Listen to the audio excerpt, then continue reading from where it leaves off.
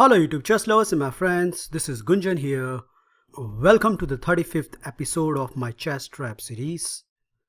In this episode, I'm going to show you a wonderful high profile trap in the Caro-Kann 2 knights variation from the black perspective. The opening arises after the following move order: e4, c6. White can start with either of the knight move. Let's say in the game, white continue with knight to c3, and after the move d5, he indeed played knight to f3, which transposed into the Caro-Kann 2 knights attack. It's amazing that few years back I have made a video on the 2 knights attack from the white perspective, and now we are sitting on the other side of the coin. However, stay tuned guys, as during the video I am going to point out as a white how you can avoid this trap and still obtain a good position from the white perspective. Okay, the main lines start with bishop to g4, pinning down the knight, and after white's obvious response h3, black's idea is he wants to capture this knight, and after queen captures f3, yes indeed, white is more than happy as he gets the bishop pair early in the opening. But on the other hand, after the move e6, black has get rid of this bad bishop, which gives him ample opportunity in the upcoming middle game. Now by far the most popular choice is d3, which is favored by Bobby Fischer himself. However, as a white, if you really want to avoid this line, then my recommendation is you should definitely consider the move d4, and I have attached a sample line in the PGN which can give you a great direction how you can continue and obtain a good position. Okay, our trappy line start with the move d3, and after that black plays this obvious move bishop to b4, pinning down the c3 knight. Here there are two popular choices by white. The main lines start with bishop to d2. However, there is an interesting trap exists if your opponent continue with queen to g3, which in fact happened in the few games. White obviously counterattack on g7, but guess what? Here comes the move which sets up a nice cunning trap, and that start with knight to f6. So now black is all set to castle on the king side, and somewhere down the line d4 is a big threat.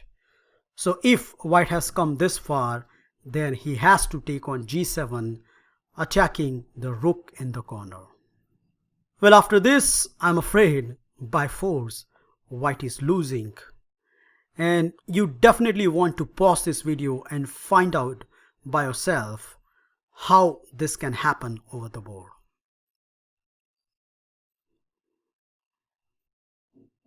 Well, the first move is very obvious: rook to g8, attacking the queen. Queen has the only square to go. And after that, did you spot it? Yup, this winning move d4, getting the whole piece. Well, some of you may ask, hang on, that's not possible because white can counterattack with a3.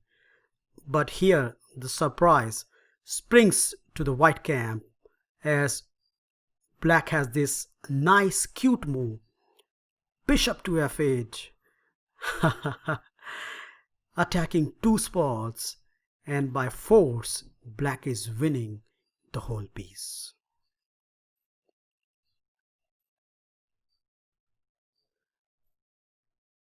So that's the reason why white continue with bishop to d2, unpinning the knight immediately. But again, the thing I like most about this line is black can continue with d4, attacking the knight, and white has to be careful, as if he move the knight, then the d2 bishop drops and his king will be misplaced. So accordingly, knight to b1 is a fitting reply supporting the d2 bishop. Now here black has tried many moves, but I'm going to propose this very cunning reply, queen to b6, which sets up a very nasty trap. So as you can see, there is X-ray on b2, and accordingly, as per the database, queen to g3 has been played highestly from this position.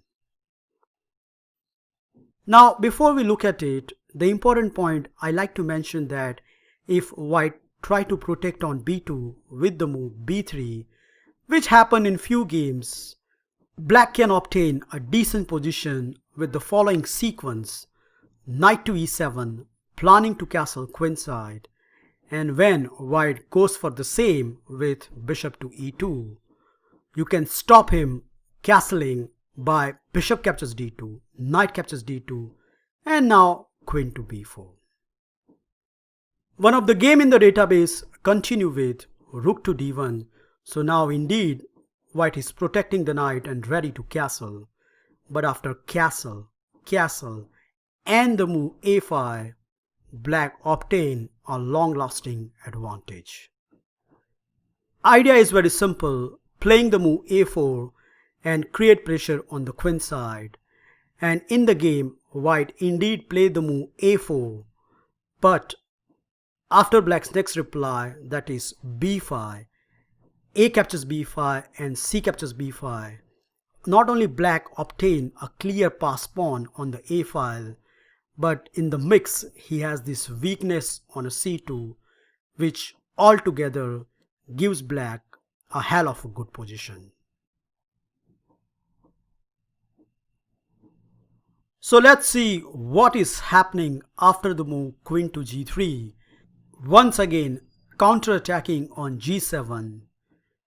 And before I move on, I like you to pause this video and find out a move which can create a nasty trap for the white camp.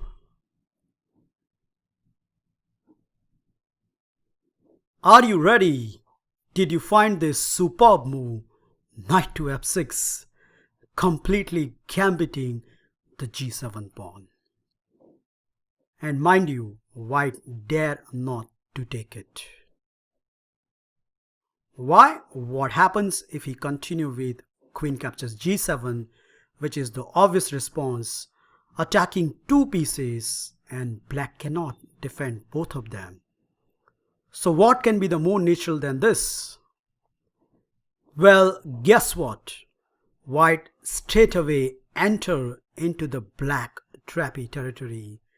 And to illustrate the whole trap, I like to show you a model game between two 2300 plus rated opponent, where black continue with rook to g8, sacrificing the whole knight, and after queen captures f6, did you see the point behind sacrificing the knight? Yes, the same old story. Last time our bishop goes to the f8, and this time our bishop goes to the e7, attacking the queen. And after that, by force, black is winning the whole exchange. It is not surprising that within the 14 moves of the game, black obtained the winning position. Queen to h6 happened, and after the obvious response, queen captures b2, white gives this one thread, queen captures h7, but that can be safely negotiated with rook to f8. And finally, after bishop to e2 and the move queen captures a1, it is pretty clear that black obtained the exchange within the opening stage, and it is just a matter of playing accurately to claim the full point. You can check out rest of the game in the PGN, which black winning quite easily. That's it, guys. Remember, at this position, if your opponent continue with queen to g3, give him this ultimate shock with knight to f6, and after the obvious response, queen captures g7, it is only white who find himself on a losing end within the opening stage. Thank you for watching this video. Feel free to like, subscribe and comment, and I'll meet you in my next episode very soon. Bye and take care.